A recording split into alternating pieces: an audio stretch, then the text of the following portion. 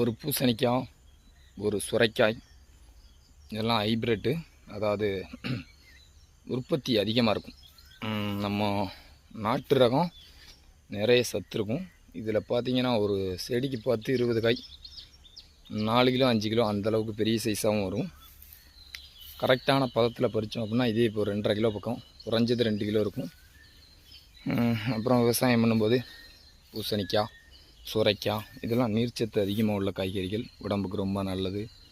அப்புறம் தலைக்கு மேலே வாழைக்காய், அதுக்கு அப்புறமா கொஞ்சம் பக்கத்தில் போனாலே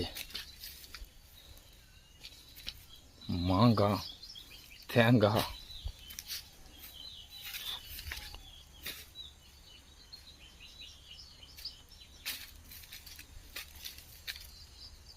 இப்போது கோடை காலம், நல்ல கொத்து கொத்தாக மாங்காய் காய்க்க ஆரம்பிச்சிட்டு, அப்புறம் இந்த பக்கமாக பார்த்திங்கன்னா வாழைப்பூ, தலைக்கு மேலே இளநி, அப்புறம் தேங்காய், அப்புறம் இதில் எறும்பு நிறைய இருக்குது. இங்கே பார்த்திங்கன்னா பலாப்பழம்,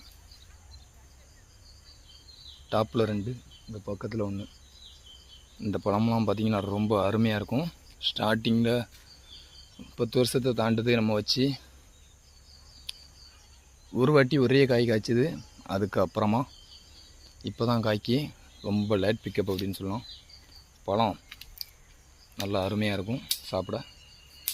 ஏன்னா ஒரே பழம் அந்த இப்போ இருக்க இதே சைஸில் தான் இருந்துச்சு. ரொம்ப நாளாக இதே சைஸ் தான் இருக்குது.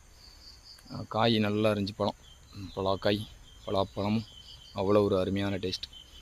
விவசாயம் பழகும் போதும் சரி, பண்ணும்போதும் இந்த மாதிரி இதெல்லாம் ஹைப்ரிட். இதை விட்டுருவோம். இது நம்ம தெரிஞ்சு தான் வாங்கி நடவு பண்ணுறோம்.